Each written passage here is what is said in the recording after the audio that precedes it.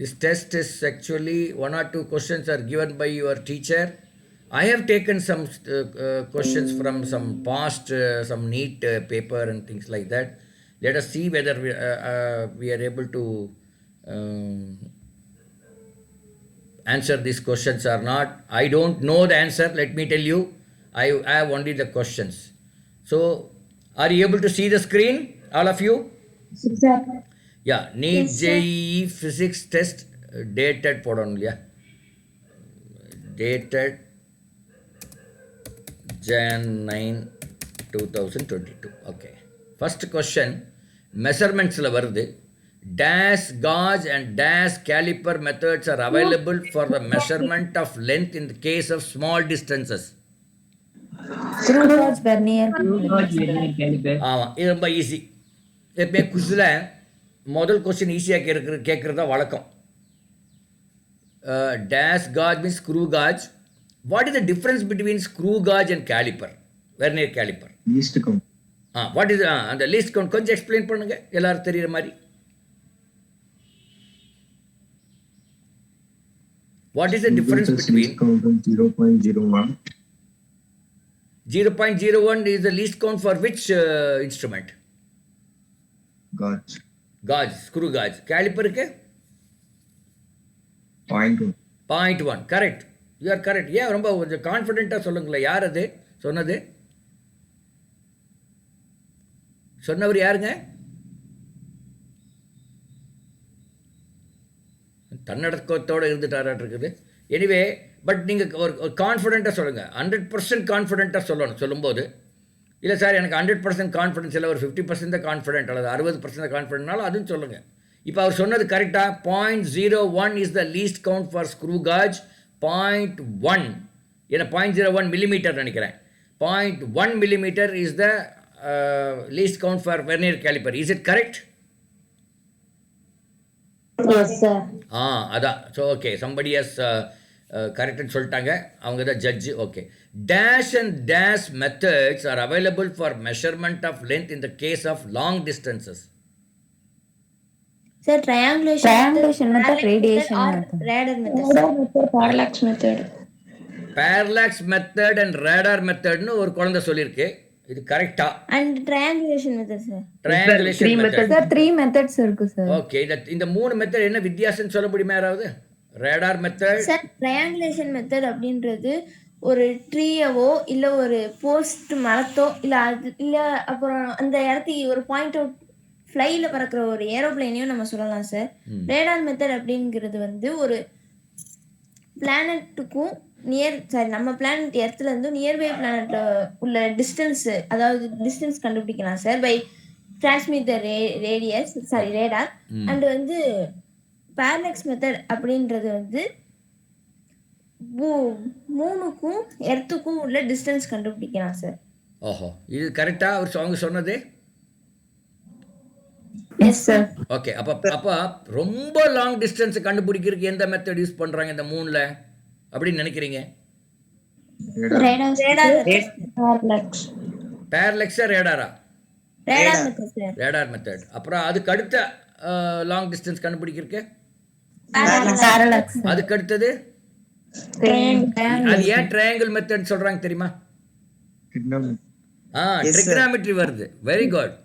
Triangle method சொல்றதுக்கு அந்த trigonometry, இந்த டேன் வச்சு கண்டுபிடிப்பாங்க, இல்ல சைன் வச்சு இல்ல காஸ் வச்சு கண்டுபிடிப்பாங்க. என்னங்க sir? Up to 3.6 million light years parallax method were used. Parallax method up to 3.6 million light years. Light years. That is 1 arc of arc seconds. Good. So இதெல்லாம் இந்த அளவு மெஷர் பண்ணணும்னா எனக்கு பேரலாக்ஸ் மெத்தட் போயிட வேண்டியதான். Okay, very good. I think என்னுடைய பாராட்டுக்கள் எல்லாருக்குமே. Will go to the next question. Motion and displacement அப்படின்னு நம்ம படிச்சிருப்போம். If a particle has negative velocity and negative acceleration, it speed என்னவா இருக்கும்னு கேட்குறான். இன்க்ரீஸா இருக்கும் சார். நெகட்டிவ் வெலாசிட்டின்னு என்ன எனக்கு புரியலையே. Negative acceleration I can understand, because ஸ்பீடாக போகிறது கொஞ்சம் ஸ்பீடு குறைஞ்சா then it becomes negative acceleration. I can understand. What is negative velocity? Retardation sir. இல்லை அது என்னன்னு கொஞ்சம் புரிகிற மாதிரி சொல்லுங்கள். எனக்கு தெரியல, எனக்கு புரியல, உண்மையாகவே சொல்கிறேன். ஐ மீன் எனக்கு தெரிஞ்சிட்டுனா உங்களுக்கு தெரியலன்னு சொல்லலை, நல்லா புரிஞ்சுக்குங்க. This I have just copied the question from there. அதுக்கப்புறம் உங்ககிட்ட வந்து டிஸ்கஸ் பண்ண negative acceleration. Because acceleration v minus u by t. v is the final velocity, u is the initial velocity by t is equal to acceleration. So when v is less than u, the numerator will be negative, so acceleration is negative. I can understand. What is negative acceleration? Backward. Negative velocity ங்கிறது Sir, object moves in negative direction, sir. Negative direction. Negative டைரக்ஷனில் போகிறது negative velocity. Okay, அப்போ negative acceleration and negative velocity போகும்போது speed என்ன ஆகும்? Increase ஆகும், sir. Decreases sir. ஒருத்தர் increase சொல்கிறீங்க, ஒரு டிக்ரீஸ் சொல்கிறீங்க. யாரெல்லாம் டிக்ரீஸுக்கு சப்போர்ட் பண்ணுறீங்க? கரெக்டா?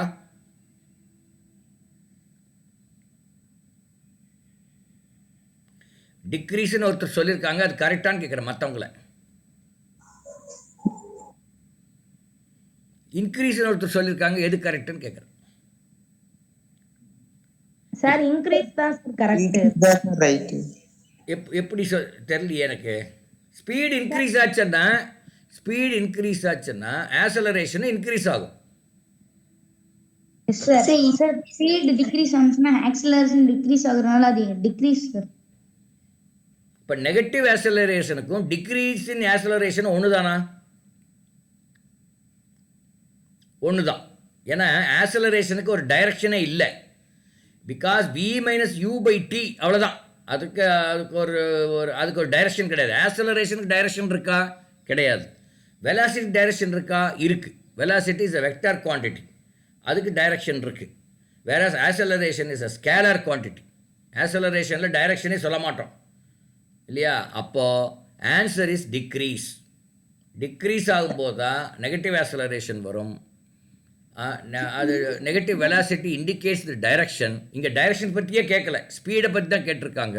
இப்போ டிக்ரீஸ் என்பது தான் சரியான விடை என்று நான் யூகிக்கிறேன். நீங்கள் வந்து you check what ever I am saying, you check in your book R teachers are other students. இப்போ நான் சொல்கிறது சொல்லுங்கள். இல்ல சார், இந்த இருக்கு சார். என்னம்மா? இந்த क्वेश्चन வந்து எங்களோட 11th புக்ல இருக்கு சார். அதான் என்ன ஆன்சர்ன்ற சார் இன்க்ரீஸ் தான் சார் ஆகும்.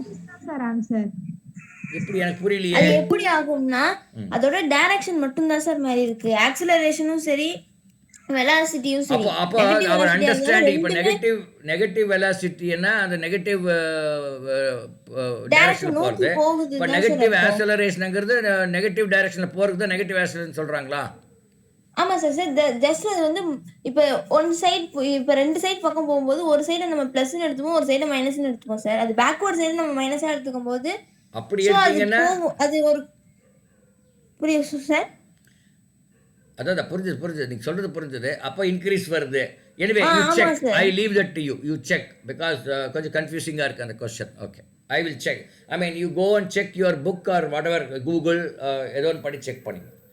Okay, right. Next, if an object is dropped from the top of a building and it reaches the ground at 4 seconds, then the height of the building is, when the object is dropped from the top of the building and it reaches the ground at 4 seconds, what is the height of the building? Sir, 78.4 meters, sir. கரெக்டுங்களா? என்ன formula use பண்ணீங்க கண்ணா? H is equal to half GT square, sir. Yes sir. என்ன சொன்னீங்க? S equal to H is equal to half GT square, sir. half GT. ஆமாம், GRAT. Okay, GT square. ஆனால் அந்த U வந்து 0, அதனாலயா? Yes sir. Actual formula is UT plus half AT square. U is 0, so half AT square half GT square ஆயிடுது. அப்படி போட்டால் 78.4 is the right answer. இதுக்கு answer எனக்கு தெரியும். Okay, right. இது எனக்கு கன்ஃபார்ம்டாக தெரியும். அதனால் அதுக்கும் எனக்கு நான் ஆன்சரை ஞாபகம் வச்சுருந்தேன், மறந்துட்டேன். நான் எப்பவுமே ஆன்சரை நோட் பண்ணி வைக்கிறது இல்லை. I always believe in my memory, sometimes it goes wrong. Okay, NEET 2016 வந்த கொஸ்டினாமல் இது உங்கள் புக்கில் இல்லை, எல்லாமே புக்கில் இருக்கிறது மாதிரி தான் எடுத்தது ஆக்சுவலாக. If a particle executes uniform circular motion, choose the correct statement. The velocity and speed are constant.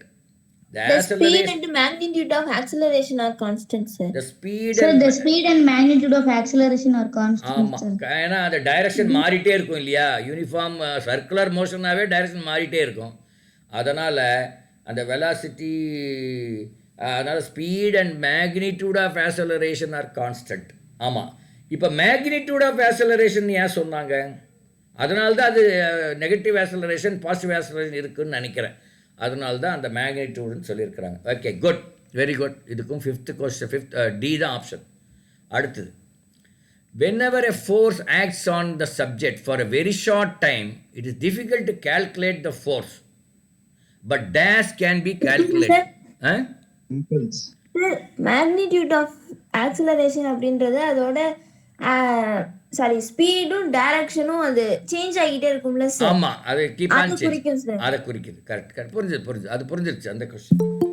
whenever a force acts on the object for a very short period of time, it is difficult to calculate the force. அது உண்மையா? அந்த statement கரெக்டா? Yes, sir. Correct. Okay, அது கரெக்டுன்னா but dash can be கேல்குலேட்டடுங்கிறாங்க. அது என்னது? Impulse. Impulse sir. Impulse என்ன formula? Change in momentum. Change in momentum தான் impulse. Correct. அது sir F into T sir, force into time.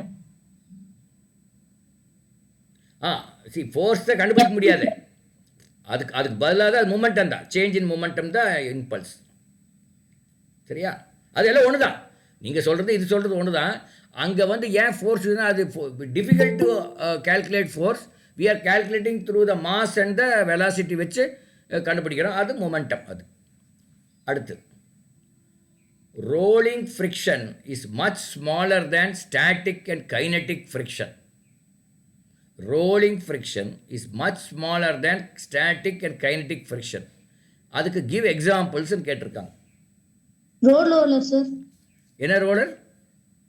Road roller. Road roller அப்படின்னு அவர் சொல்கிறாங்க. அது கைனட்டிக் ஃப்ரிக்ஷனா இல்லை ரோலிங் ஃப்ரிக்ஷனா? Rolling friction. சரி, வேறு என்ன ஒரு எக்ஸாம்பிள் சொல்லலாம்? Car. எதுக்கு என்னப்பா? Car. Tire, sir. Automobile. Tyre சொல்லலாம். கரெக்ட், டயர் சொல்லலாம். அப்புறம் உங்கள் சூட் கேஸில் 2 ஓரமாக 2 வீல் வச்சு இழுத்துட்டு போகிறோம் இல்லையா, Sir. அது கூட ரோலிங் ஃப்ரிக்ஷன் தான். ஏன்னா அது ரோல் ஆகிட்டே இருக்குது ஓரமாக, இல்லைன்னா அது தரதான் இழுத்துட்டு போனால் ரொம்ப ஃபோர்ஸ் வேணும். இதுக்கு கம்மி Ball, sir. ஆமாம், அதான் வேறவர் இட் இஸ். அதுக்கு பேர் தான், இதை வச்சு தான் மெக்கானிக்கல் இன்ஜினியரிங்கில் there is something call ball bearings அப்படின்னு இருக்குது. கேள்விப்பட்டிருக்கீங்களா? Yes, sir. அதில் பேரிங்ஸ் என்னாவே ஃப்ரிக்ஷன் கொஞ்சம் குறையிருக்காது. ஏன்னா இந்த லூப்ரிகண்ட் எல்லாம் போட்டு அது ஃப்ரிக்ஷன் குறைவாக பண்ணுவாங்க. அதில் பால் பேரிங்னு ஒன்று இருக்குது. அந்த பால்ஸ் யூஸ் பண்ணுறதுனால தான் அது ரோல் ஆகி அது அந்த அந்த அந்த ஃப்ரிக்ஷன் குறையுது. ஓகே, அண்ட் ஒரு பேரிங்ஸில் நிறைய பேரிங்ஸ் இருக்குது. அது நீங்கள் இன்ஜினியரிங் போகும்போது படிப்பீங்க.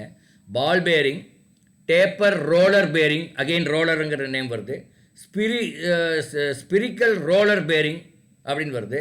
அப்புறம் நீடில் ரோலர் பேரிங், எல்லாம் ரோலர் வருது பாருங்க. எல்லாமே ஃப்ரிக்ஷனை குறைப்பதற்காக இந்த பேரிங்ஸ் இருக்குது. அந்த bearings ball bearing, taper roller bearing, spherical bearing, அப்புறம் என்ன சொன்னேன், நீடில் ரோலர் பேரிங், இன்னும் ஏதோ இருக்குது. எனக்கு தெரிஞ்ச ஒரு 4 சொல்கிறேன். நான் ரொம்ப நாள் ஆச்சு படிச்சு இல்லையா. ஓகே, ஒரு முறை என்னாச்சுன்னா ஒரு கதை சொல்கிறேன். நான் என்ஜினியரிங் முடித்து எம்பிஏ முடித்து வேலைக்கு போயிட்டேன். அது எம்பிஏ வேலை பண்ணுறது மார்க்கெட்டிங் சைடில் தான் என்னோடய வேலை. நாங்கள் ஒரு கன்சல்டிங் கம்பெனி தான் நான் என்னுடைய வேலை, முதல் வேலை. அதில் ஒரு கம்பெனி, பெரிய கம்பெனி, டாட்டா கம்பெனி எங்களுக்கு எவ்வளோ பேரிங்ஸ் இந்த இந்தியாவில் விற்கிது அப்படின்னு தெரியணும் அப்படின்னாங்க. நாங்கள் எல்லாம் பெரிய ஸ்டடி பண்ணி, அதுக்கு ஒரு முறை இருக்குது ஸ்டடி பண்ணி இவ்வளோ பேரிங் விற்கிது அப்படின்னு சொன்னோம். அப்புறம் அந்த அந்த மீட்டிங் கரக்பூரில் நடந்தது. நாங்கள் கல்கட்டாவில் இருக்கோம் எங்கள் ஆஃபீஸு. நானும் எங்கள் பாஸ் இதில் போகிறோம், காரில் போய் அங்கே கரக்பூர் அவங்க ஆஃபீஸில் போய் உட்காந்தாச்சு. அந்த சீஃப் மேன் ஜே இரானி அப்படிங்கிறவர் தான் அந்த தடவை அந்த இயரில் டாட்டாவுக்கு ஒரு ஹெட்டு. அவர் வந்து ஹெலிகாப்டரில் வந்து இறங்குறார். Tata is a very big setup. உங்களுக்கு தெரியும், டாட்டா வந்து ஒரு 150 கம்பெனி இருக்குது, வெரி பிக் செட்டப். அவர் வந்து ஹெலிகாப்டர்லேருந்து இறங்குறாரு. எங்கேருந்து? ஜம்ஷெட்பூர்லேருந்து ஏறி நேராக வந்து கரக்பூர் இறங்குறாரு. ஒரு 20 மினிட்ஸ் டிரைவ் தான் இருக்கும். அது இறங்கி அவர் வந்து அந்த மீட்டிங் வந்துட்டார்.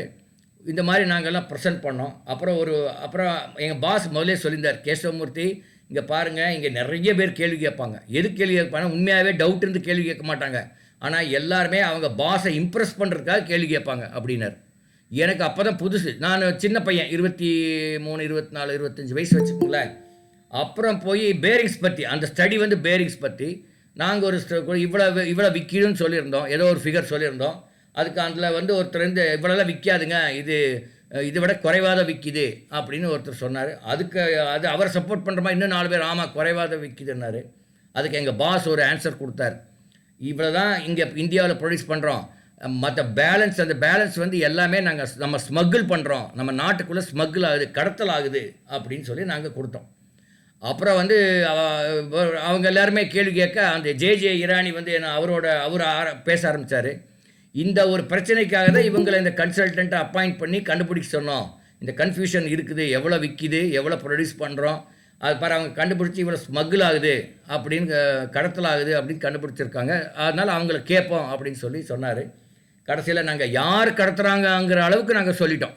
கல்கட்டாவில் ஒருத்தரும், பாம்பேயில் ஒருத்தரும், இன்னொரு ஊரில் 3 பேர் கடத்துகிறாங்க. எவ்வளோ கடத்துகிறாங்க அப்படின்னு நாங்கள் சொல்லிட்டோம். அது எங்கள் இந்த மாதிரி ஸ்டடியே கொஞ்சம் ஒரு சிபிஐ மாதிரி இன்வெஸ்டிகேட் பண்ணணும். அந்த மாதிரி தான் என்னுடைய ஸ்டடி. ஈவன் டுடே அதே மாதிரி ஒர்க்கு பண்ணிட்டு தான் இருக்கிறேன். சரி, இது எனக்கு ஞாபகம் வந்துடுச்சு. இது உங்கள் சப்ஜெக்ட்டுக்கு சம்மந்தம் இல்லை, பட் எனக்கு ஞாபகம் வந்துடுச்சு.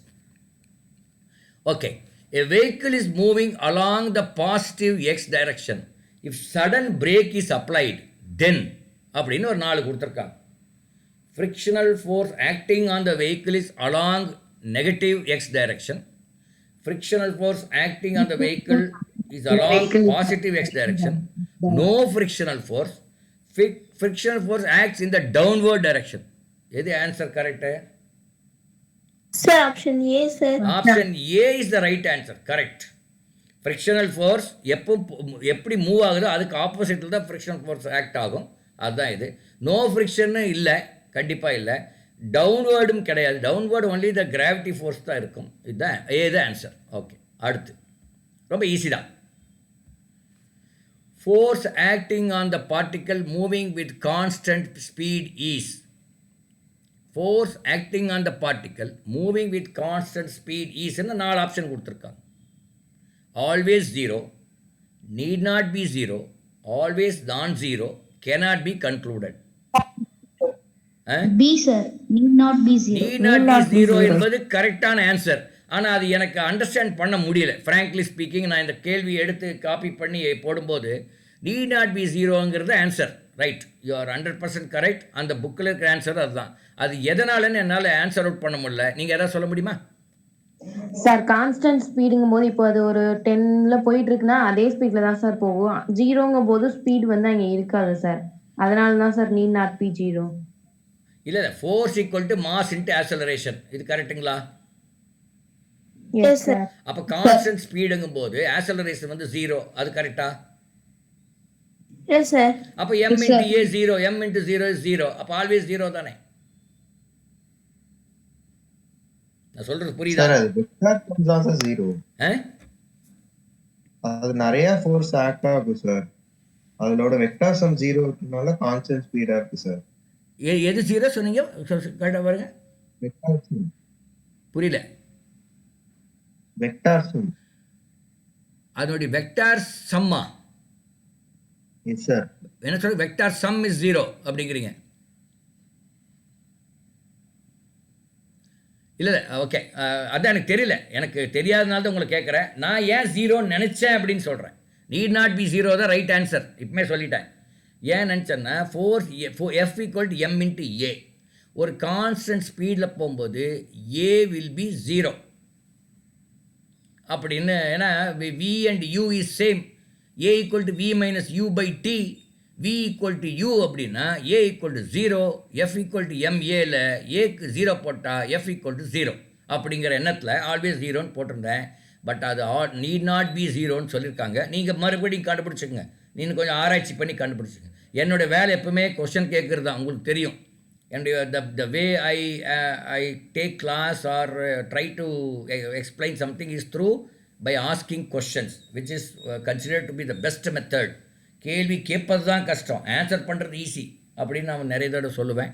அதே மாதிரி நான் கேள்வி கேட்டேன், கஷ்டமான வேலையை நான் பண்ணிட்டேன், ஈஸியான வேலை நீங்கள் பண்ணுங்கள். Force continued. Choose the correct statement from the following. Centrifugal and centripetal forces are action-reaction pairs. Centripetal forces is a natural force. Centrifugal force arises from gravitational force. Centripetal force acts towards the center and centrifugal force appears to act away from the center in a circular motion. D option, sir. Yes, D option is the right answer.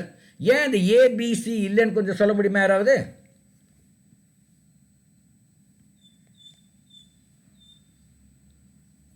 ஏன் ABC இல்லை என்பதை யாராவது சொல்ல முடியுமான்னு கேட்குறேன். ஆக்சுவலாக உங்கள் எக்ஸாமில் இந்த மாதிரி கொடுக்குறாங்க இல்லையா, இந்த ஸ்டேட்மெண்ட் கரெக்டாக, இதுதான் ரொம்ப கன்ஃபியூசிங் ஒரு கொஸ்டின். மற்றபடி கேல்குலேட் பண்ணுங்கிறத கூட கரெக்டாக பண்ணாலும் பண்ணிவிடுவீங்க. இந்த மாதிரி பண்ணும்போது உங்களுக்கு கன்ஃபியூஸ் பண்ணுறதுக்கு வாய்ப்பு இருக்குது. Centripetal force is a natural force, வேணால் இல்லாமல் இருக்கலாம். அது ஆக்சுவலாக by and large it is natural force.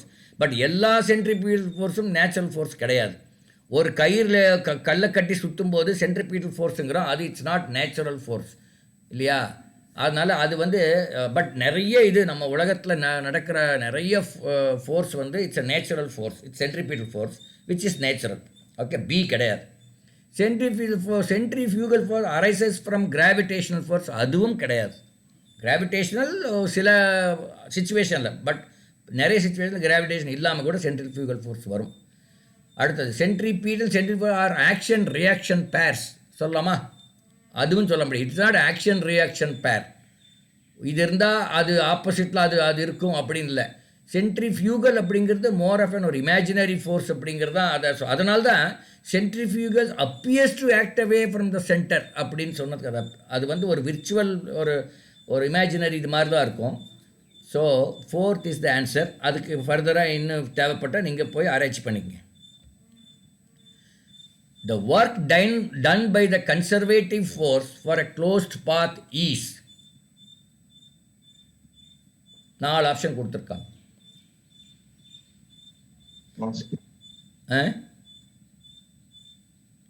0, sir. 0 நினைக்கிறேன், எனக்கு அந்த மறந்துருச்சு. நான் ஆன்சர் பார்த்தேன், எனக்கு மறந்துருச்சு. அதை செக் பண்ணிங்க. அதனால் நான் கமெண்ட் அடிக்க விரும்பலை. சிலது ஞாபகம் இருக்குது, சிலது ஞாபகம் இல்லை. அதான் energy. A ball of mass 1 kg and another of mass 2 kg are dropped from a tall building whose height is 80 meters. After a fall of 40 meters each towards earth, their respective kinetic energies will be in the ratio. So 1:2. 1:2 தான். அந்த மாஸ்னால் தான் அது வேரியாது. Correct. Okay, 1:2 is correct answer. இந்த ஏஐபிஎம்டின்னு என்ன தெரியுமா? AIPMT model 2004. ஆமாம், முதல்ல நீட்டுக்கு முன்னாடி இதுதான் இருந்தது. அதுக்குனால தான் அது ஏஐபிடி 2004 அது வந்திருக்கு. Okay, thank you. இதை நான் உங்களுக்கு பிபிடி அனுப்புகிற உங்கள் இதில் குரூப்பில். Now we can go to our students for taking the seminar class. So whoever wants to come, they can come first.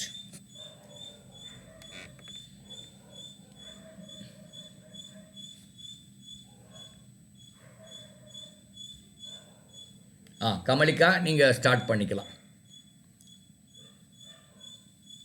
Sir, நீங்கள் கிளாஸ் எடுக்கிறன்னா எடுக்கலான்னு.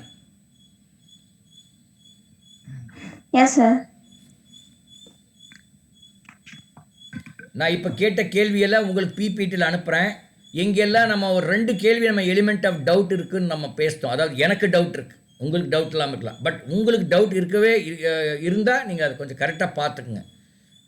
ஏன்னா எனக்கு அந்த ஆன்சர்ஸ் நேற்று பார்த்த ஆன்சர்ஸ் பட் சிலலாம் மறந்துருச்சு. பட் ஆன்சர்ஸ் நான் எனக்கு ஞாபகம் இருந்தாலும் பட் அது உங்களுக்கு அது கன்வின்ஸ் ஆகணும், கான்செப்ட் புரியணும், அப்போ தான் அதுக்கு அதனுடைய யூட்டிலிட்டி இருக்கும். So that I suggest you. Arshan பண்ணிடுவீங்களா?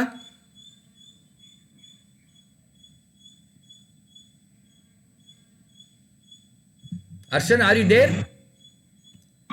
சார் வீட்டில் போய் அது பார்த்துருங்க. ஏன்னா இதெல்லாம் அந்த கன்ஃபியூஸ் ஆகிறதெல்லாம் உடனுக்குடன் பார்த்துடணும். சரிங்களா? Yes sir. சாப்பாடு சாப்பிட்றீங்க, அம்மா செஞ்ச சாப்பாடு தான், கொஞ்சம் உப்பு பத்தலை, என்ன பண்ணுவீங்க அர்ஷன்?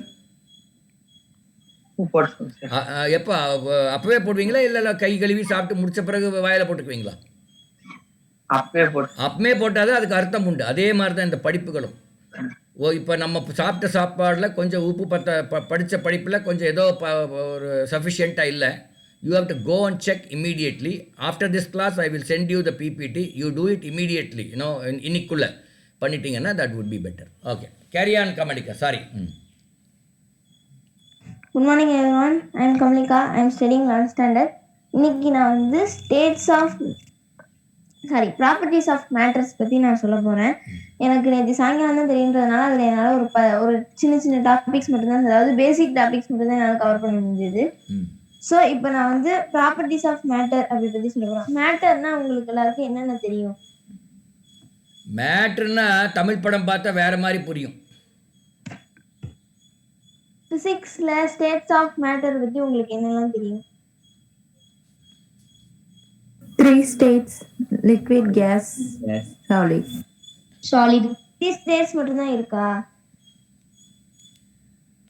ஃப்ளூயிட்னு ஒன்று இருக்கு. ஃப்ளூயிட் சார் அது லிக்விட் அண்ட் கேஸ் சேர்ந்தது தான் சார் ஃப்ளூயிட். அப்படியா? ஓகே.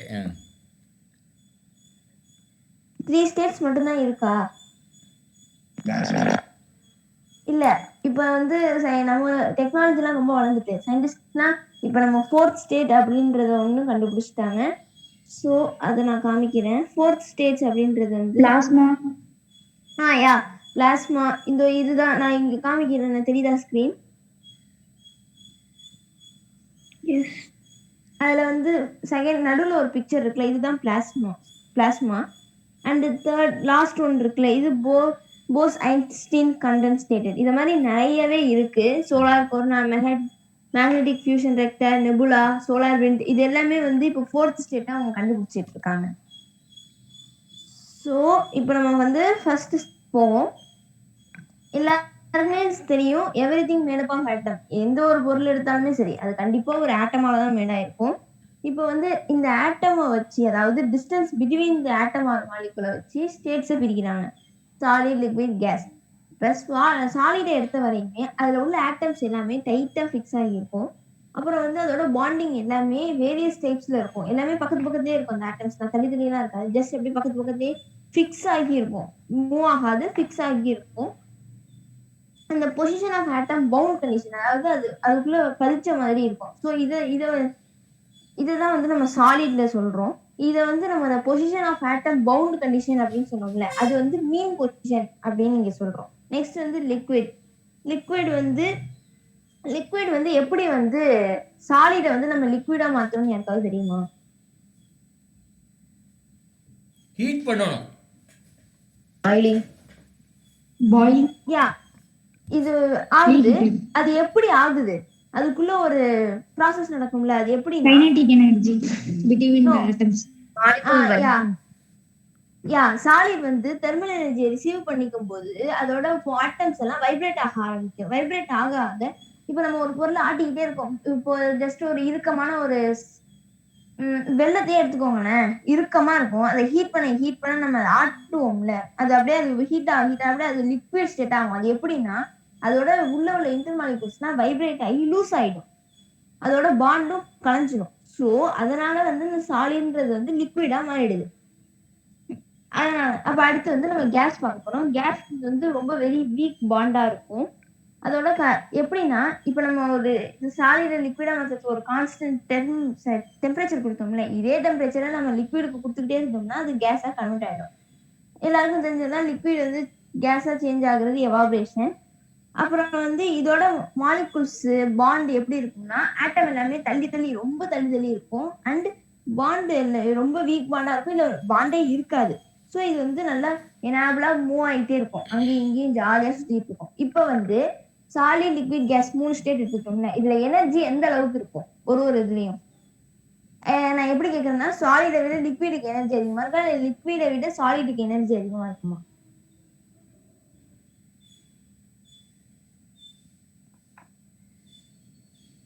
ஓகே, இப்போ வந்து சாலிட் எடுத்துக்கிட்டோம்னு வைங்களேன், அதுல வந்து எனர்ஜி இந்த 3 ஸ்டேட்ஸ்ல மத்த ஸ்டேட் எடுத்துக்கும் போது சாலிட்ல வந்து எனர்ஜி லெவல் எப்பொழுதும் கம்மியா இருக்கும். ஏன்னா அது பவுண்ட் ஆகி இருக்கும். அதுல வந்து ஒரு எனர்ஜி, கைனடிக் எனர்ஜினா என்ன, 2 ஆட்டம் வந்து ஃபிக்ஷன் ஆகிக்கும் போது ஏற்படுறது. ஸோ இங்க வந்து அதுக்கு வாய்ப்பே இல்லை, எல்லாமே பதிஞ்சு இருக்கும். ஸோ நம்மளால அது எது பண்ண முடியாது. லிக்விட் வந்து அப்படியே ஜஸ்ட் பொறுமையா மூவ் ஆகிக்கிட்டே இருக்கும். அதனால வந்து அதுல எனர்ஜி இல்லைன்னு சொல்லிடுறாங்க, இருக்கும். ஆனா வந்து கேஸ் எடுத்துக்கும் போது லிக்விட்ல கம்மியா இருக்கும். கேஸை பொறுத்தவரை எல்லாம் தள்ளி தள்ளி இருக்கும். அங்கே ரொம்ப டிஸ்டன்ஸ் இருக்கிறதுனால அது வர ஃபோர்ஸுக்கும் அது டிஸ்டன்ஸ் அதிகமா இருக்கிறதுனால ஃபோர்ஸ்ல வந்து அது ஹிட் ஆகும்போது அதோட அங்க கைனடிக் எனர்ஜி அதிகமாகிட்டே இருக்கும்.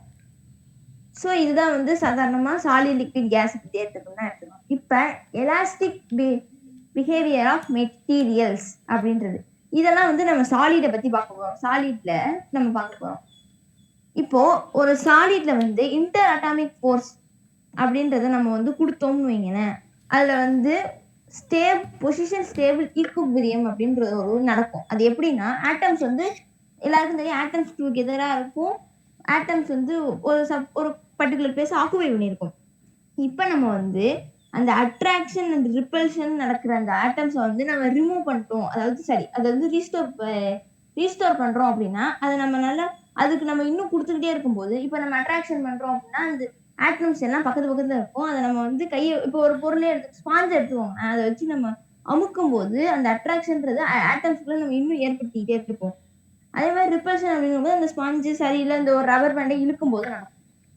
அங்க வந்து டிஃபார்மிங் ஃபோர்ஸ் அப்படின்றது ரிமூவ் ஆகும். டிஃபார்மிங் ஃபோர்ஸ் அப்படின்றது என்னன்னா, சாதாரணமா ஒரு change of size and body வந்து டிஃபார்ம் ஆகுறது, அதை வந்து நம்ம எடுப்போம், அதை ரிமூவ் பண்ணிடுவோம்.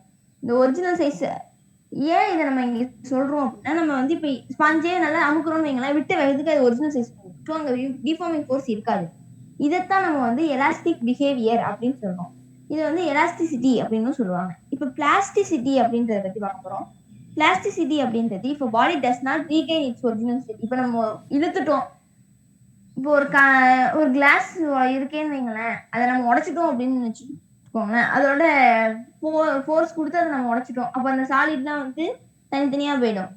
ஸோ அதை நம்மளால ஒட்ட வைக்கவோ இல்லை அந்த சாலிட் எல்லாம் இன்டர் ஆட்டம்ஸையோ நம்மளால சேர்க்க முடியாது. இதுதான் நம்ம வந்து பிளாஸ்டிசிட்டி அப்படின்றத சொல்றோம். புரிஞ்சுதா? கரெக்ட். இப்போ அடுத்து ஸ்ட்ரெஸ் அண்ட் ஸ்ட்ரெயின் பத்தி பார்க்கணும். முதல்ல ஸ்ட்ரெஸ் அப்படின்னா என்னன்னு யாருக்காவது தெரியுமா? பிசிக்கல் ஸ்ட்ரெஸ்ஸா மென்டல் ஸ்ட்ரெஸ்ஸா, எதை குறிக்கிறீங்க? Physical stress. ஓகே. அழுத்தம் கொடுக்கிறது. அதாவது இப்போ வந்து நம்ம ஸ்ட்ரெஸ் கொடுத்தோம்னு வைங்களேன், அந்த ஃபோர்ஸை ஒரு பாடியில அப்ளை பண்றோம், அதோட ஷேப்போ இல்ல சைஸோ இல்ல ரெண்டுமே சேஞ்ச் ஆகும். அதோட ஆட்டம்ஸ், அந்த பொசிஷன் ஆஃப் த ஆட்டம்ஸ், செவனேன்னு ஒரு இடத்துல உட்காந்துட்டு நம்ம தள்ளும் போது தள்ளி தானே ஆகும். ஸோ அதை நம்ம ஆட்டம்ஸும் தள்ளும்.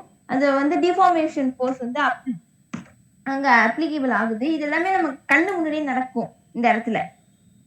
ஸோ இப்போ நம்ம வந்து இன்டர்னல் ஃபோர்ஸ் வந்து டெவலப் ஆகும்போது ரீஸ்டோரிங் ஃபோர்ஸ், அதாவது நம்ம வந்து அழுத்தம் தான் கொடுப்போம் இந்த இடத்துல, நம்ம இழுக்க முடியாது. ஜஸ்ட் ரீஸ்டோரிங் ஃபோர்ஸ் மட்டும் தான் இந்த இடத்துல நடக்கும். ஸோ அந்த இடத்துல நடக்கும்போது ஒரு ஏரியாவுக்கு, இப்போ ஒரு குறிப்பிட்ட ஏரியாவில் இந்த ஃபோர்ஸ் ரீஸ்டோரிங் ஃபோர்ஸ் நடக்குது அப்படின்னு சொன்னோம்னா அது ஸ்ட்ரெஸ்ன்னு அர்த்தம். ஸ்ட்ரெஸ்ஸோட ஃபார்முலா யாருக்காவது தெரியுமா?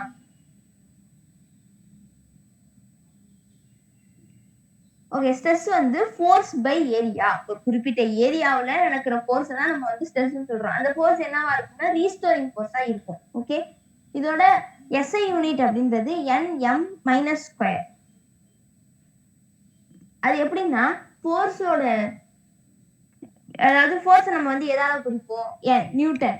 ஏரியாவை நம்ம எதால குறிப்போம்னா M², அதாவது L இன்ட்டு B இப்போ நம்ம வந்து சாதாரணமா மீட்டர்ல தான் அந்த நம்ம ஏவை குறிப்போம். ஸோ ஏ வந்து அங்க ஸ்கொயரா மட்டும் தான் இருக்கும். ஸோ இங்க எஃப் பை ஏன்னு இருக்கிறதுனால கீழே உள்ள எம் ஸ்கொயர் மேல வரும்போது மைனஸ் டூவா மாறுது. ஸோ அவ்வளவுதான். இல்ல நம்ம இதை வந்து பாஸ்கல் அப்படின்னு சொல்லலாம். இதோட டைமென்ஷன் என்னன்னா எம் L-1 T-2.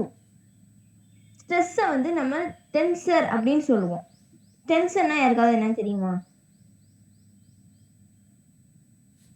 அடர்த்தி. அது டென்சர். அவங்க சொல்றது டென்சர். என்ன டென்சா டென்சர் இருக்கிறேன் அப்படின்னு சொல்றாங்க இல்லையா, டென்ஷன் அது மாதிரி. யா டென்சர் அப்படின்றது ஒரு நம்ம வந்து பிசிக்கலா இப்ப மேக்ஸா சொன்னோம்னு வைங்களேன், ஒரு ஜாமெட்ரி எடுத்துக்கிட்டோம்னா ட்ரையாங்கிளோட அளவு இதெல்லாம் சொல்றோம். இது நம்ம வந்து பிசிக்கல் இதுல சொல்றத நம்ம டென்சர் அப்படின்னு சொல்லுவோம். அதாவது same thing change of position. இங்க வந்து நம்ம எப்படி சொல்லுவோம்னா வெக்டார் சேஞ்ச் ஆகுது அப்படின்ற மாதிரி சொல்லுவோம். அதாவது இது வந்து எதுக்காக இதை சொல்றாங்கன்னா ஸ்ட்ரெஸ் வந்து லா அடிஷன் தெரியும்ல, அதுக்கு ஒபே பண்ணும். So stress is a tensor அப்படின்னு நீங்க சொல்றாங்க. இப்போ நெக்ஸ்ட் வந்து நம்ம இதை வந்து நம்ம நிறைய ஸ்ட்ரெஸ்ஸை வந்து நிறைய 2 விதமா பிரிக்கிறாங்க. லாங்கிடியூடினல் ஸ்ட்ரெஸ் அண்ட் ஸ்டியரிங் ஸ்ட்ரெஸ்ன்னு சொல்றாங்க. ஸோ லாங்கிடியூடினல் ஸ்டியரிங் வந்து லாங்கிடியூடினல் ஸ்ட்ரெஸ்ன்றது ஒரே ஸ்ட்ரெஸ் தான். இப்போ நம்ம வந்து லாங்கிடியூடினல் ஸ்ட்ரெஸ் அதை பத்தி என்னன்னு பார்ப்போம். மெனி ஃபோர்ஸ் இப்போ வந்து நல்லா கேட்போம். ஒரு சிஸ்டத்துல வந்து நிறைய ஃபோர்ஸ் ஆக்டிங் ஆகிட்டே இருக்கு. அதுல சென்டர் ஆஃப் மாஸ்ன்னு ஒண்ணு இருக்கும்ல, அது வந்து சேமா தான் இருக்கும். அது ரெஸ்ட்லே இருக்கும். அது எந்த ஒரு இதா வாங்காது. அதை சுத்தி ஒரு சென்டர் ஆஃப் ஃபோர்ஸ் சுத்தி ஸ்பேஸ் இருக்கும் தெரியுமா, அது சேஞ்ச் ஆகும். அந்த ஏரியா சேஞ்ச் ஆகுறது தான் நம்ம வந்து லாங்கிடியூடினல் ஸ்ட்ரெஸ் அப்படின்னு சொல்றோம். இப்போ இதை எடுத்துக்கிட்டோம் அப்படின்னா, இப்ப ஒரு ஃபோர்ஸ், அதாவது ஃபோர்ஸை வந்து ஒரு இடத்துல நம்ம செலுத்தும் போது, அதாவது ஏன்ற ஒரு ஏரியால செலுத்தும் போது அப்போ ஒரு சேஞ்ச் நடக்கும். ஆனா இந்த இடத்துல சேஞ்ச் எப்படி நடக்கும்னா சென்டர் ஆஃப் மாஸை விட்டுட்டு மித்த இடத்த சுத்திலும் நடக்கும். அதைத்தான் நம்ம வந்து லாங்கிடியூடினல் அண்ட் ஸ்டியரிங் ஸ்ட்ரெஸ் அப்படின்னு சொல்றோம். இதை நம்ம வந்து எப்படி சொல்லுவாங்க அப்படின்னா சேம் திங், ஆனா வந்து அதோட நேம் மட்டும் மாத்திப்பாங்க. நம்ம ஸ்ட்ரெஸ்ஸுக்கு என்ன சொல்லுவோம், எஃப் பை ஏன்னு சொல்லுவோம்.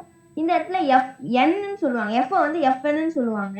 ஏன்னா இங்க வந்து நார்மல் ஆஃப் எஃப்என் அப்படின்றது வந்து ஒரு ஃபோர்ஸ் ரிசால்வ்ட் இன் 2 காம்பவுண்ட்ஸ், அதாவது நிறைய இடத்துல படுக்கல, அதனால வந்து நம்பர் ஆஃப் ஃபோர்ஸ்ன்றது குறிக்கிறதுக்காக எஃப்என்னு சொல்றாங்க.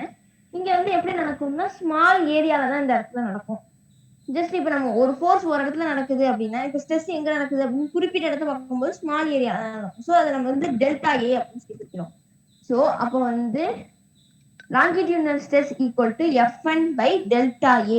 Fn அப்படின்றது F நம்ம பெருசா போட்டு என்ன வந்து ஜஸ்ட் சின்னதா போட்டுக்கணும் கீழே, பை டெல்டா ஏ அப்படின்னு சொல்றோம். இதே வந்து டான்ஜென்டினல் ஸ்ட்ரெஸ் அப்படின்னா ஒரு சர்க்குலர் பாடியில வந்து இந்த ஸ்ட்ரெஸ் நடந்தது அப்படின்னா சொல்றதுதான். சேம் திங், அந்த எண்ணுக்கு பதிலா டி நம்ம போட்டுக்கணும், டான்ஜென்டியல் ஸ்ட்ரெஸ் அப்படின்றது. இது வந்து நம்ம வந்து 2ஆ பிரிக்கிறாங்க. லாங்கிடியூடினல் ஸ்ட்ரெஸ் வந்து 2ஆ பிரிக்கிறாங்க. Tensile stress and compressive stress அப்படின்னு சொல்லி பிரிக்கிறாங்க. சாரி, ஆமா, tensile stress and compressive stress. அது டென்சைல், TNSILE, டென்சைல் ஸ்ட்ரெஸ். சரி, ஓகே ஓகே சார். இது வந்து ஒண்ணுமே இல்ல. டென்சைல் அப்படின்னா இப்ப வந்து நம்ம இது ரப்பர் பேண்டே எடுத்துக்கோங்க. ஆனா இங்க வந்து நம்ம ஒரு சென்டர் ஆஃப் மாஸ் உள்ள பாடியா தான் எடுத்துக்கணும். நான் ஜஸ்ட் உங்களுக்கு புரியணுன்றதுக்காக நான் ரப்பர் பேண்டை எடுத்தோம். நம்ம இழுக்கிறோம்ல, 2 பக்கமும் இழுக்கும் போது நம்ம ஒரு சேம் ஆப்போசிட் ஃபோர்ஸ், ஈக்குவல் ஃபோர்ஸை கொடுப்போம். ஆப்போசிட் ஃபோர்ஸ் தான் நம்ம அந்த இடத்துல கொடுப்போம். ஏன்னா 2 பக்கமும் இழுக்கிறன்றதுனால ஆப்போசிட் ஃபோர்ஸ் கிடைக்கும். ஸோ இதை வந்து நம்ம வந்து டென்சைல் ஸ்ட்ரெஸ் அப்படின்னு சொல்றோம். அதாவது அதோட ஏரியா வந்து விரியும். இப்ப கம்ப்ரசிவ் ஸ்ட்ரெஸ், டென்சில் ஸ்ட்ரெஸ் தப்பா சொல்றேன். இப்ப கம்ப்ரசிவ் ஸ்ட்ரெஸ் அப்படின்றது புஷ் பண்ணுவோம். ஆப்போசிட் டைரக்ஷன்ல 2 எண்ட்ல கையை வச்சுக்கிட்டு, இப்ப ஸ்பாஞ்சே எடுத்துக்கோங்க, புஷ் பண்றோம் வைங்க, ஈக்குவல் ஃபோர்ஸ் தான் 2 பக்கமும் கொடுப்போம். ஆப்போசிட் ஃபோர்ஸா இருக்கும். அப்ப கொடுக்கும்போது அங்க என்ன நடக்கும்னா ஏரியா கம்மியாகிடும். இதுதான் வந்து இந்த டென்சைல் ஸ்ட்ரெஸ்ஸுக்கும் கம்ப்ரசிவ் ஸ்ட்ரெஸ்ஸுக்கும் உள்ள வித்தியாசம். இப்ப அடுத்து வந்து வால்யூம் ஸ்ட்ரெஸ் விட்டுன்னு நினைக்கிறேன். வால்யூம் ஸ்ட்ரெஸ் அப்படின்றது ஒண்ணுமே கிடையாது. வால்யூம் ஸ்ட்ரெஸ் அப்படின்றது வந்து ஜஸ்ட் வந்து அந்த ஏரியா மாறுது இல்ல, அதை நம்ம குறிக்கிறது தான் வால்யூம் ஸ்ட்ரெஸ். எப்போ இந்த இடத்துல எப்படி இருக்கும்னா F வந்து பெர்பெண்டிகுலர் டு த ஏரியாவா இருக்கும். F வந்து மேல்ல இருந்து கீழ் நோக்கி வந்து அந்த ஃபோர்ஸ் வந்து செயல்படும் இந்த இடத்துல. இதை வந்து நம்ம அதே சேம் திங் ஃபோர்ஸ் வந்து ஒரு இப்போ யூனிட்ல இதாகுச்சு அப்படின்னா அது வால்யூம் ஸ்ட்ரெஸ் அப்படிங்கிறோம். சேம் ஃபார்முலா ஸ்ட்ரெஸ்ஸுக்குள்ள ஃபார்முலா தான் இங்கேயும் இருக்கும். இப்போ அடுத்தது நம்ம ஸ்ட்ரெயின் பத்தி பார்க்க போறோம்.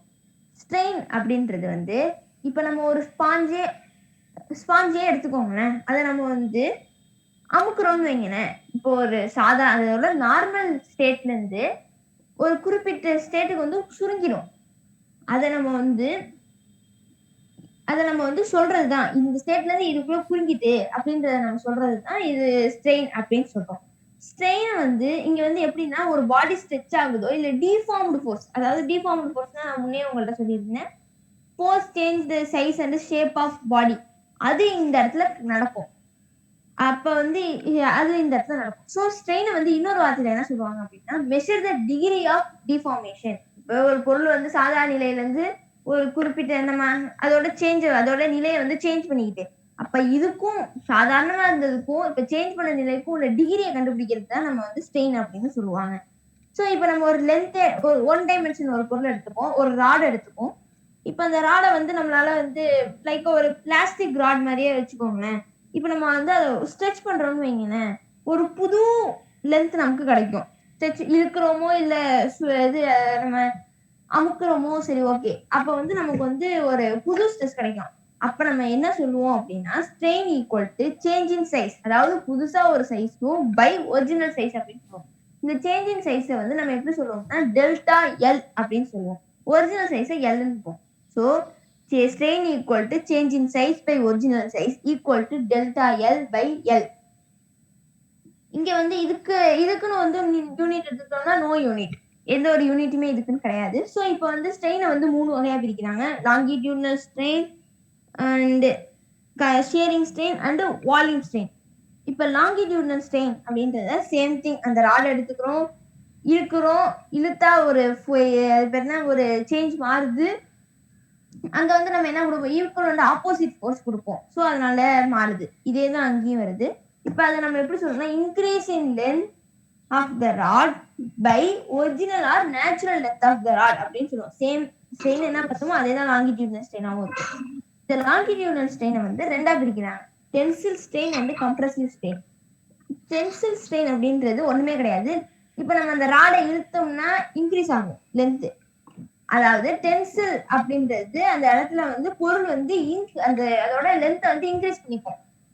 கம்ப்ரசிவ் ஸ்ட்ரெயின் அப்படின்றது அந்த பொருளோட லென்த்தை வந்து டிக்ரீஸ் பண்ணிக்கும். முன்னே நம்ம வந்து ஸ்ட்ரெஸ்ல என்ன பார்த்தோம், ஸ்ட்ரெஸ்ல வந்து 2 பக்கமா இழுக்கப்பட்டா அந்த பொருளோட இப்ப நம்ம ஒரு பொருளை 2 பக்கமா இழுத்தோம்னு வைங்களேன், அதோட சைஸ் வந்து விரிஞ்சு காணப்படும். ஸோ அதோட சைஸ் வந்து கொஞ்சம் இன்க்ரீஸ் தான் ஆகிருக்கும். கம்ப்ரசிவ்னா என்ன சொன்னோம், புஷ் பண்ணுவோம்னு சொன்னோம். புஷ் பண்ணோம்னா அதோட ஒரிஜினல் சைஸை விட இது டிக்ரீஸ் ஆகிடும். ஸோ இங்கேயும் அதே தான்.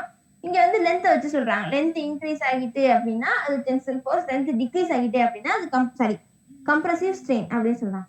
இப்போ அடுத்து வந்து ஷியரிங் ஸ்ட்ரெயின். இப்போ வந்து நம்ம ஷியரிங் ஸ்ட்ரெயின் அப்படின்றது வந்து நம்ம இப்போ ஒரு கியூபாய்டு எடுத்துக்கிறோம்னு வைங்களேன். கியூபாய்டு அதை நம்ம வந்து ஜஸ்ட் ஒரு பக்கமா சாய்க்கிறோம். இப்போ ஒரு கியூபாய்டு ஒரு இப்ப நீங்க எடுத்துக்கோங்க, இந்த இப்ப என்ன இந்த பந்தியில எல்லாம் வந்து ஒரு 1 மினிட் எடுத்துங்க, ஏன்னா மதுமிதா வெயிட் பண்றாங்க. 1 மினிட் எடுத்துங்க சார். Okay sir. இப்போ அந்த ஒரு மாதிரி அந்த சேர் ஒரு டேபிள் மாதிரி இருக்கும். அதை நம்மளால இந்த பக்கம் சாய்க்க முடியும். அது இப்ப எப்படி மாறிடும்னா அந்த ஸ்ட்ரெயிட் லைன் வந்து சைடா சாஞ்சிடும். அப்ப சாய்க்கும் போது நமக்கு வந்து ஒரு பிக்சர் மாதிரி கிடைக்கும். வச்சிருக்கணும் இல்ல, சரி ஓகே. அப்ப வந்து இதுக்கும் அதுக்கும் உள்ள நம்ம இப்ப சேஞ்ச் ஆகிருக்கும் போது டிகிரி, சைஸ், ஹைட்டு எல்லாமே மாறும். அதை நம்ம சொல்லும் போதுதான் வந்து ஷியரிங் ஸ்ட்ரெயின் அப்படின்னு சொல்றோம். இதோட ஃபார்முலா என்ன அப்படின்னா எக்ஸ் இன்டு ஹெச். எக்ஸ்ன்றது வந்து பிரெத், ஹெச்ன்றது வந்து லென்த், ஈக்குவல் டு தீட்டா அப்படின்றத இந்த இடத்துல சொல்லுவோம். இப்ப அடுத்து வந்து வால்யூம் ஸ்ட்ரெயின். வால்யூம் ஸ்ட்ரெயின்னா ஒண்ணுமே கிடையாது, அதோட வால்யூம் மாறுறது, அதுதான் வந்து வால்யூம் ஸ்ட்ரெயின் அப்படின்னு சொல்றாங்க.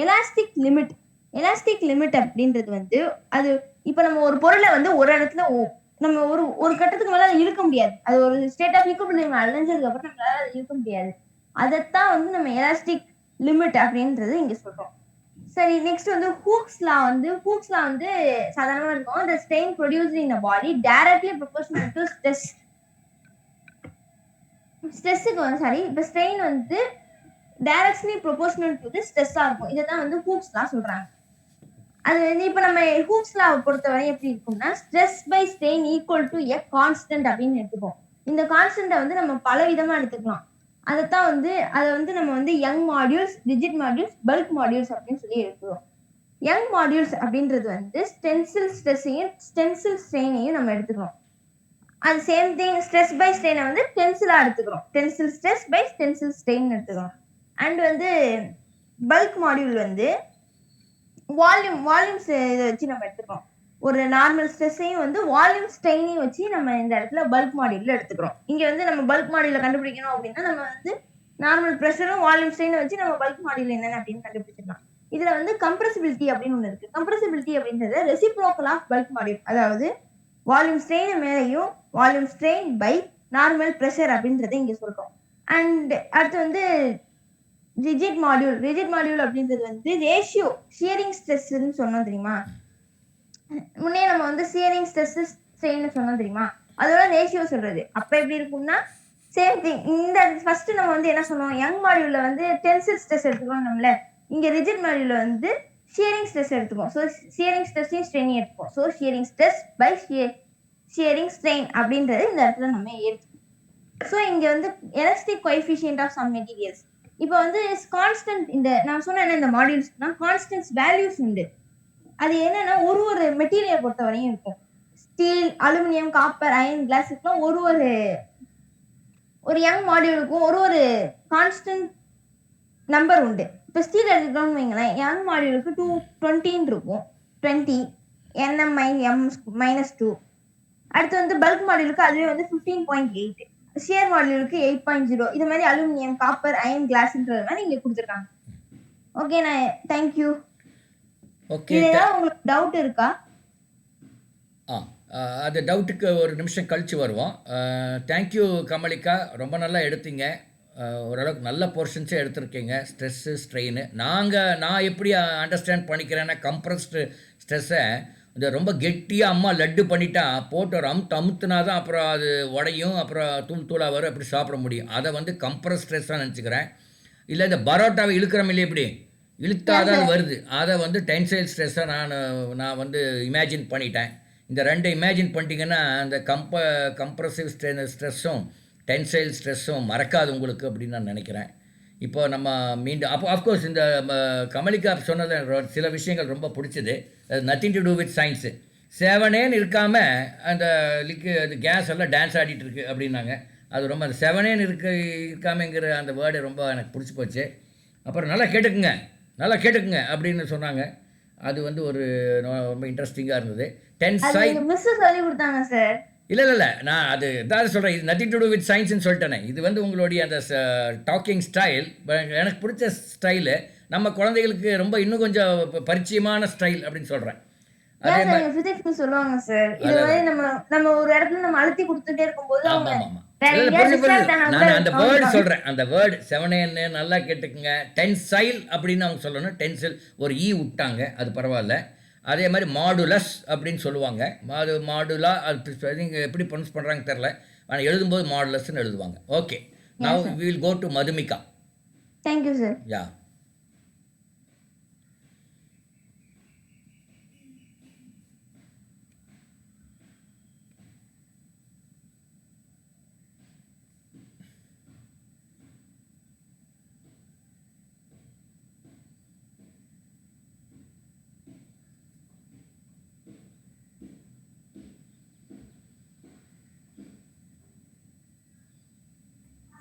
Good morning.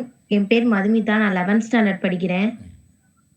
இன்னைக்கு நம்ம பார்க்குற டாபிக் என்னன்னா தெர்மோடைனமிக் ப்ராசஸ். அதுல வந்து நான் முதல்ல குவாசி ஸ்டாட்டிக் ப்ராசஸ்னா என்னன்னு சொல்றேன்.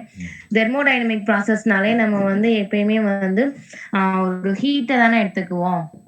ஒரு கண்டெய்னர்ல வந்து கேஸ் வச்சு அதை ஹீட் பண்ணி அது எக்ஸ்பேண்ட் ஆகுதா, கம்ப்ரஸ் ஆகுதா, இதை தான் வந்து நம்ம பேச போறோம். இப்போ முதல்ல வந்து நம்ம குவாசி ஸ்டாட்டிக் ப்ராசஸ் பார்க்க போறோம். ஒரு கண்டெய்னர்ல ஒரு ஐடியல் கேஸ் எடுத்துக்கிறோம். அதோட வால்யூமை வந்து வீணும், ப்ரெஷரை வந்து பீனும், டெம்பரேச்சரை வந்து டீனும் எடுத்துக்கிறாங்க. அந்த மாதிரி அதை வந்து எடுத்துக்கும் போது நமக்கு என்ன ஆகும், ப்ரெஷர், வால்யூம், டெம்பரேச்சர் எல்லாமே ஒன்று இன்க்ரீஸ் ஆகும், இல்லைன்னா டிக்ரீஸ் ஆகும். இப்ப நம்ம அந்த பிஸ்டன் மேல சம் மாஸை வந்து வைக்கிறோம். அப்படி வைக்கும்போது என்ன ஆகும்? அந்த இடத்துல பிரஷரும், டெம்பரேச்சரும் வந்து இன்கிரீஸ் ஆகும். அது தன்னோட ஈக்விலிபிரியம் ஸ்டேட்ட விட்டு மாறிரும். ஆனா இந்த குவாசி ஸ்டாட்டிக் ப்ராசஸ்ல என்ன ஆகும்னா, நம்ம இப்ப சம் மாஸை வைக்கும்போது, அதுக்குள்ள இருக்கிற பிரஷரும், சரவுண்டிங்கோட பிரஷரும் வந்து சேமா இருக்கிறது சேமா அதாவது உள்ள இருக்கிற பிரஷரும், சிஸ்டத்தோட பிரஷரும், சரவுண்டிங்கோட பிரஷரும் சேமா இருக்கிறத ஈக்விலிபிரியம்னு சொல்லுவோம். இந்த குவாசி ஸ்டாட்டிக் ப்ராசஸ் எப்பயுமே வந்து ஈக்விலிபிரியத்துக்கு வந்து ஒண்ணா தான் இருக்கும். குவாசி ஸ்டாட்டிக் ப்ராசஸ் எதுனா ரொம்ப மெதுவான ப்ராசஸ தான் வந்து சொல்லுவோம். இப்ப நம்ம வந்து ஒரு கண்டெய்னர் எடுத்துக்கிறோம். அதுக்குள்ள கேஸ் வைக்கிறோம். ஆ பிஸ்டன் மேல நம்ம கொஞ்சம் கொஞ்சமா சாண்ட் போடும்போது என்ன ஆகும்? நமக்கு கம்மியான அளவுக்கு தான் அந்த இடத்துல பிரஷர் கிடைக்கும். அப்ப என்ன ஆகும்? அந்த சிஸ்டம் இன்னும் ஈக்விலிபிரியத்திலேயே தான் இருந்துட்டு இருக்கும். ஸோ ஒரு சிஸ்டம் வந்து ஒரு ப்ராசஸ் நடந்துட்டு இருக்கும்போது ஈக்விலிபிரியத்திலேயும் அதாவது பிரஷர் இன்கிரீஸ் ஆயிட்டு இருக்கும்போது ஈக்விலிபிரியத்திலேயே இருந்துச்சுன்னா, ரொம்ப மெதுவான ப்ராசஸா இருந்துச்சுன்னா, அதுக்கு பேர் தான் நம்ம குவாசி ஸ்டாட்டிக் ப்ராசஸ்ன்னு சொல்றோம். புரிஞ்சா? ஸோ நெக்ஸ்ட் நான் வந்து ஐசோதெர்மல் ப்ராசஸ் போறேன். ஸோ நம்ம இந்த ஐசோதெர்மல், அடியாபைட்டிக் இது எல்லாமே கெமிஸ்ட்ரிலயும் பார்ப்போம். இங்க வந்து தெர்மோடைனமிக் ப்ராசஸ், ஐசோதெர்மல் ப்ராசஸ் பார்க்க போறேன். ஒரு நிமிஷம்.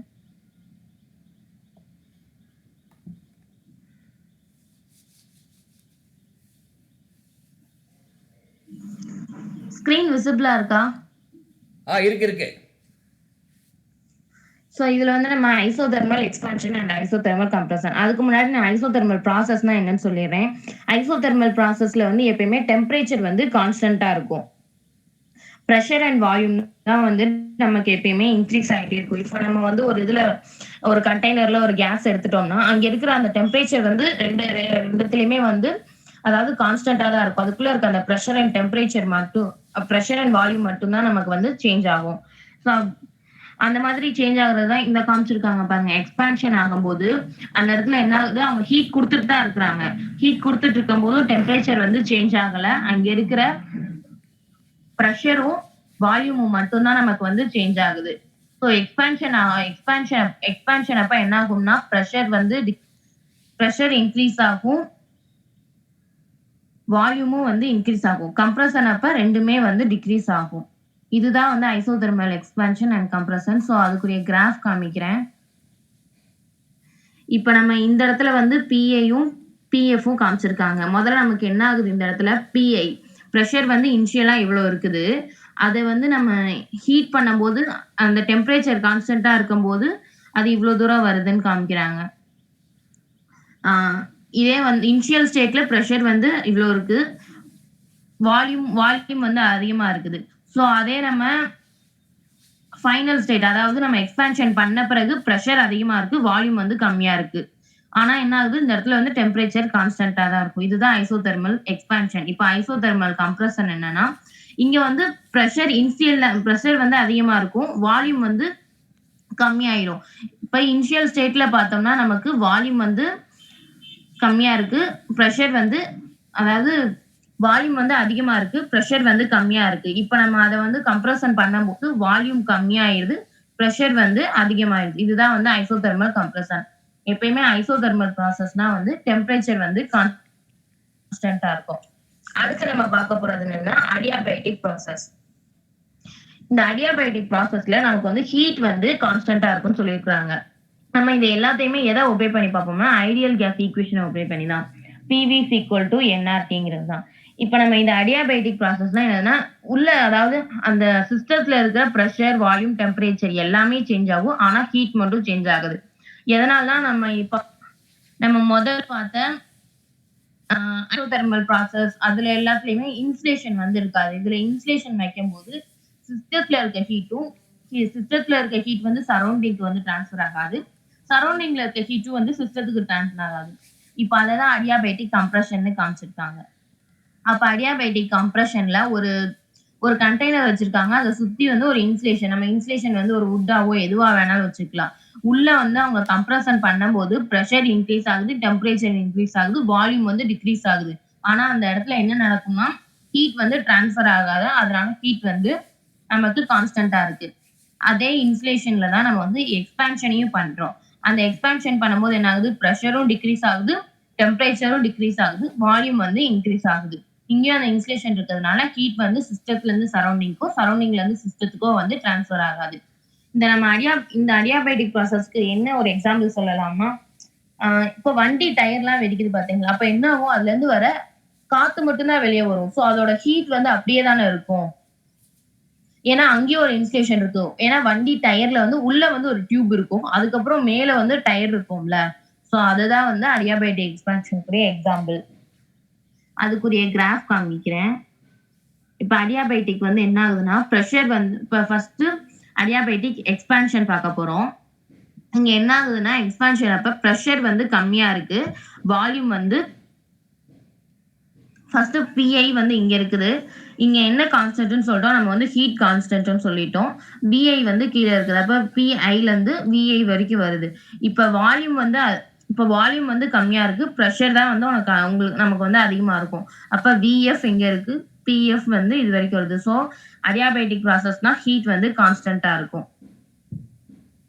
இதே கம்ப்ரஷன்ல பார்க்கும்போது வால்யூம் வந்து கம்மியா இருக்கு, வால்யூம் வந்து கம்மியாகும், ப்ரெஷரும் டெம்பரேச்சரும் வந்து நமக்கு இன்க்ரீஸ் ஆகும். அப்ப இனிஷியல் லெவல்ல ப்ரெஷர் வந்து அவ்வளவு தூரம் இருக்கு. அதாவது பிஐல இருந்து இந்த பக்கம் காமிச்சிருக்காங்க பிஏ விஐடின்னு அது வரைக்கும் போகுது. வால்யூமும் நமக்கு வந்து கம்மியா தான் இருக்கு. அப்ப விஐ அந்த அதே பாயிண்ட் சேம் பாயிண்ட்ல தான் முடியுது. திருப்பி வந்து அந்த ஃபைனல் ஸ்டேஜ்லயே காமிச்சிருக்காங்க. இதுதான் அடியாபைட்டிக் கம்ப்ரஷன். இதுல வந்து Q equal to 0 அடியாபைட்டிக் கம்ப்ரஷன் வந்து Q equal to 0. இது வந்து ஒர்க் டன் பை த சிஸ்டம்னு சொல்லிட்டு சொல்லுவாங்க. அதாவது நெக்ஸ்ட் நம்ம பார்க்க போறது என்னன்னா ஐசோபேரிக் ப்ராசஸ். இந்த ஐசோபேரிக்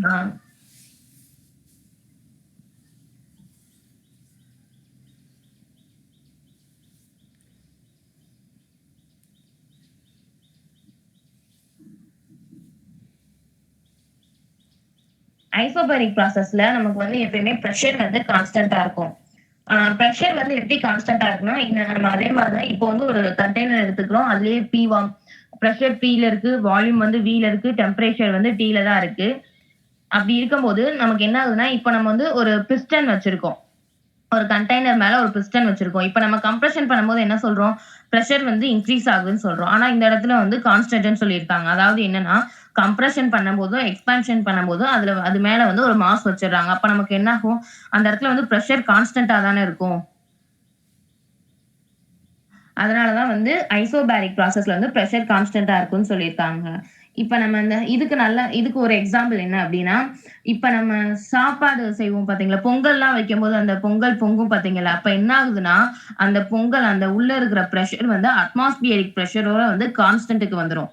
அப்பதான் வந்து நம்ம இதை வந்து சொல்றோம். இததான் வந்து நம்ம ஐசோபேரிக் ப்ராசஸ்ன்னு சொல்றோம்.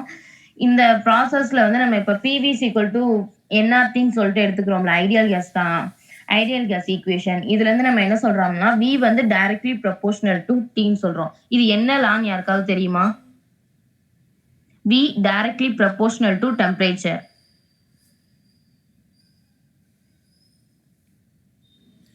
When temperature increases, volume increases.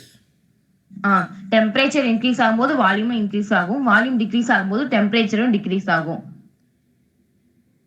நம்ம நிறைய லா படிச்சிருக்கோம்ல, Charles law, Boyle's law, Avogadro's law. So இந்த மூணுல ஏதோ ஒரு லா யாருக்காவது தெரியுமா?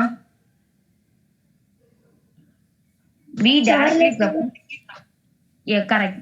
V டைரக்ட்லி ப்ரொபோர்ஷனல் டு Tனா சார்லஸ் லா தான்.